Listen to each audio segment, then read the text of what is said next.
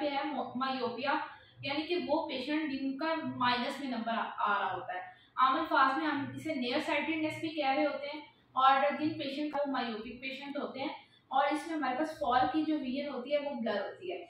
For की vision कैसे blur होती है, हमारा नॉर्मल आई का जो साइज है वो उस साइज से इंक्रीज कर जाता है, तो हमारी रेज ऑफ लाइट जो हमारे पास रेटिना पे फोकस होनी होती है वो हमारे पास in front of the retina focus हो रही होती है। इस चीज के ट्रीटमेंट के लिए हम क्या करते हैं, हम कंकेव लेंस लगाते हैं, यानी माइनस लेंस आंख के आगे लगाते हैं in the form of glasses, in the form of contact lens, जिसकी वजह से हमारी जो विजन होती है वो ठीक हो जाती है।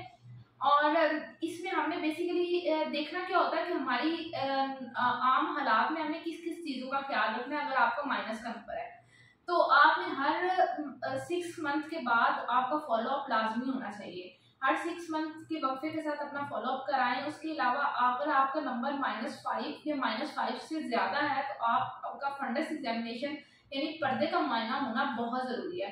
हम रोल अदा कर रही होती हैं आपको नज़र को बनाने में। एंटीरियर आई में एक कॉर्निया और एक लेंस, लेकिन at the same time posterior eye भी हमारी एक मेन फैक्टर प्ले कर रही होती है। हो सकता है आपका कॉर्निया और लेंस बिल्कुल ठीक हो, लेकिन आपका फंडस में इशू आ रहा हो तो उसकी वजह से भी आपका नंबर इंक्रीज हो रहा होता है। तो आपका एक फंडस एग्जामिनेशन अगर आपका नंबर -5 या -5 से ज्यादा है तो आपको हर 6 मंथ के बाद एक फंडस एग्जामिनेशन को आपके आंख में कतरे डालेंगे, जिसकी वजह से आपका प्यूपल यानी आपकी पुतली डायलेट हो जाएगी, फैल जाएगी और आपके पीछे से पर्दा देखेंगे।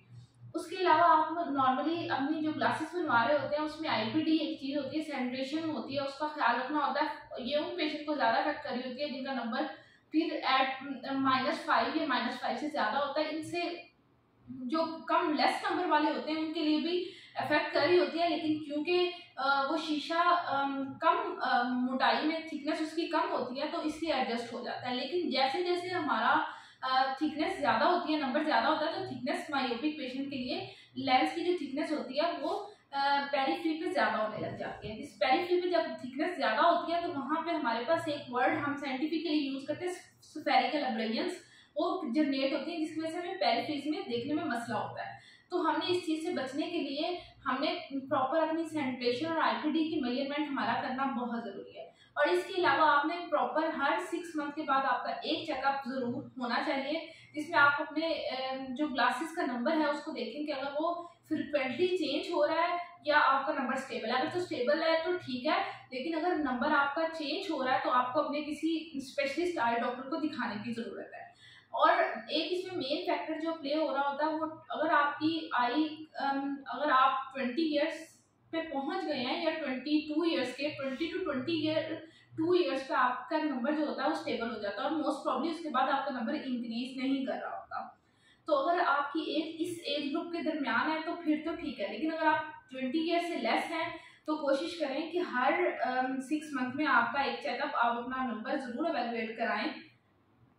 आपका बच्चा अभी स्कूल गोइंग हुआ है और या आपका बच्चा स्कूल जा रहा है जो कि 10 ईयर्स के दरमियान है, उन बच्चों को अभी तक इतना एहसास नहीं हो रहा होता कि उनकी नज़र कमज़ोर है। उनको लग रहा होता है नॉर्मली कि नज़र उनकी ऐसी ही है, क्योंकि बच्चे को इतना अंदाजा नहीं होता। जैसे जैसे हम बड़े होते हैं तो हमें पता चल रहा होता है कि हमारी नज़र ब्लर हो रही है, हमारी आंख में मसला आ रहा है, तो वो उस टाइम पे इस चीज़ की कंप्लेन नहीं करते। तो जैसे ही आपका बच्चा स्कूल जाने लगे तो उसका एक नज़र का टेस्ट जरूर करें।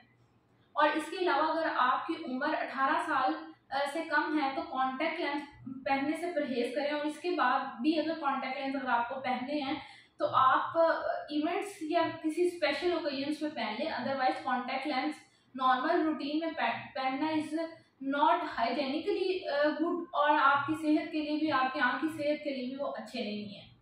और तीसरी बात यह है कि और आप अपने ग्लासेस के जो शीशे हैं, ग्लासेस नॉर्मली 2 शीशों में बन रही होती है, एक आपके पास ग्लास होता है, प्लास्टिक होता है, और हम ज़्यादा जो प्रेफर कर रहे होते हैं वो प्लास्टिक होता है। तो आप लेकिन प्लास्टिक के ऊपर एक बहुत बड़ा मसला ये है, उसके कॉन्स में एक सबसे बड़ा कॉन्स ये आ रहा होता है कि हमारे पास उसमें स्क्रैच बहुत जल्द आ रहा होता है। तो अपने ग्लासेस को देखते रहें, अगर उस पर स्क्रैच आने लगे तो आप अपने उन ग्लासेस को फ्रिक्वेंटली चेंज करें। स्पेशली 3 to 4 मंथ में स्क्रैच आ जाते हैं नॉर्मली, तो आप उनको चेंज कर लें। इससे ये होगा कि अगर आपको जो एक बहुत बड़ा डिस्ट्रैक्शन आ रही होती है वो इस वजह से आ रही होती है देखने में, और आपके नंबर के बढ़ने में भी एक बहुत अहम किरदार इस चीज़ का आ रहा होगा। आपकी ब्लरीनेस की कंप्लेन इसकी वजह से, स्क्रैचेस की वजह से बहुत ज़्यादा आ रही होती है।